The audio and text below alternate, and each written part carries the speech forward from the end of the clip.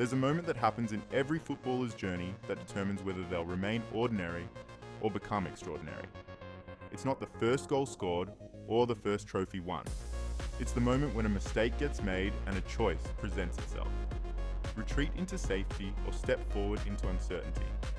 Most players never realize they've made this choice because it happens so quietly, so gradually, that the prison builds itself one brick at a time until the walls are too high to see over. The tragedy isn't that players make mistakes. The tragedy is what happens next. The whispers from the sideline that get internalized as truth.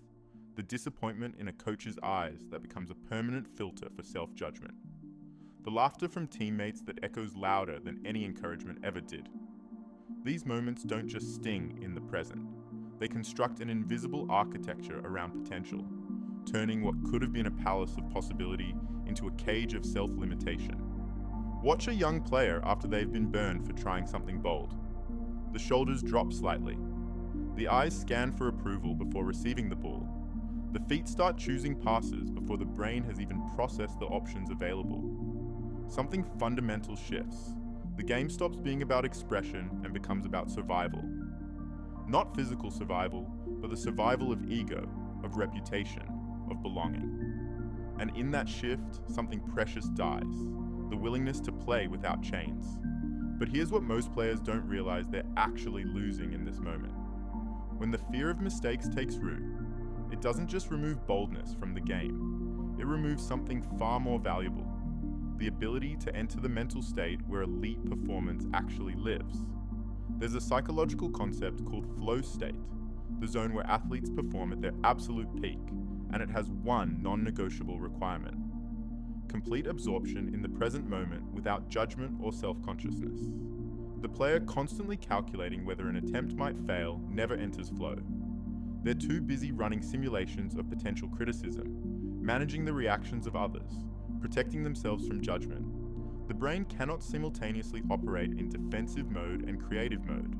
It's neurologically impossible. This means every moment spent fearing mistakes is a moment locked out of the mental space where the best football happens. Elite players aren't elite because they never feel fear. They're elite because they've learned something most players never discover. The fear of mistakes and the pursuit of excellence cannot coexist in the same moment. One must be sacrificed for the other. The players who appear fearless on the pitch haven't eliminated fear. They've simply decided that accessing their full ability matters more than protecting their ego. That single decision creates a cascade of advantages that compound over time. So if managing fear is blocking peak performance, what's actually feeding that fear in the first place? Football culture operates on a brutal currency system where everyone feels entitled to trade in judgments. Coaches who've never played at elite levels dispense certainty about the right way to play. Parents who've never felt the weight of a crucial match dictate how players should respond to pressure. Teammates who lack the courage to attempt anything ambitious themselves become the loudest critics when others dare to try. This economy thrives because most players never question its legitimacy. The devastating realization that changes everything is this: the opinions that hurt the most almost always come from people who are not where you want to be. The parent shouting from the sideline isn't getting scouted by professional academies. The coach obsessed with avoiding mistakes isn't developing players who make it to the highest levels. The teammate mocking a failed skill hasn't mastered anything worth celebrating. Yet their voices somehow carry more weight than the internal knowledge that greatness requires risk. Here's the gap that most players never recognize. They're optimizing their game for the approval of people whose opinions don't actually matter to their development. Every choice made to avoid criticism from these sources is a choice that moves further away from the standards of the people whose opinions actually do matter. Scouts, elite coaches, and professional clubs aren't looking for players who never make mistakes. They're looking for players who attempt things others won't. The safety-first player is succeeding in the wrong game entirely. Breaking free from this economy doesn't mean becoming deaf to all feedback. It means developing the discernment to recognize which voices deserve space in the internal dialogue and which ones are simply noise from the stands. The opinions that matter come from people who've walked the path being pursued, who understand that the road to mastery is paved with failed attempts, and who measure success by effort and courage rather than perfection. Everyone else is speaking from a place of their own limitations, projecting their fears onto someone else's journey. But even knowing this doesn't make it easier to face criticism. So what actually makes the difference? There's a formula that governs improvement in any complex skill, and football is no exception. Growth happens at the intersection of challenge and attempt, not challenge or attempt.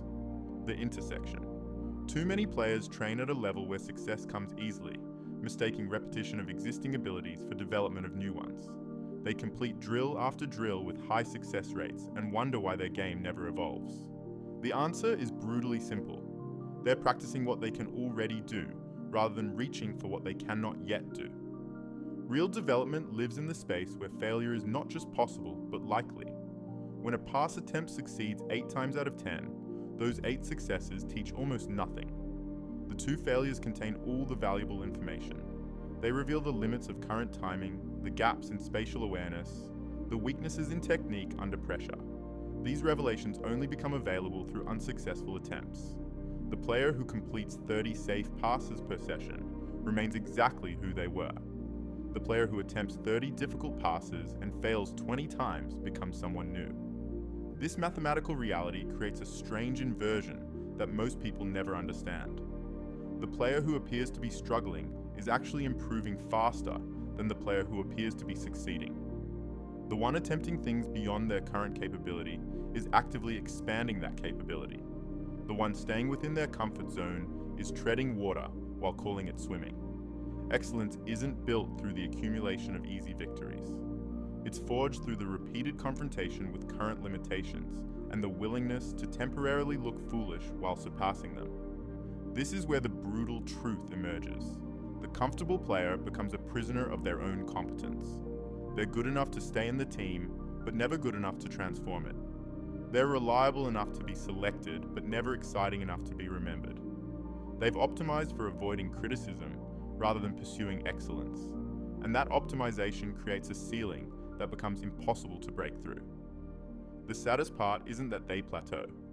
It's that they plateau while still possessing untapped abilities they'll never discover, because discovery requires entering the territory where mistakes live.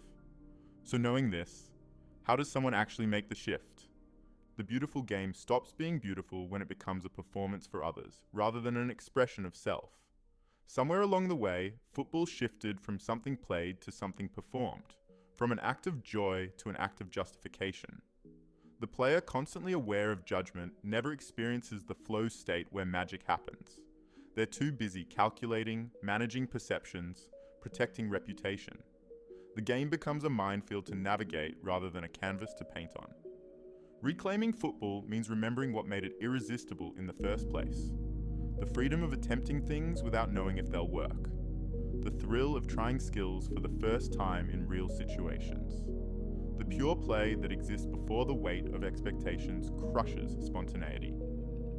That version of football still exists, but it requires actively choosing to ignore the voices demanding perfection and reconnecting with the internal voice that just wants to explore possibility.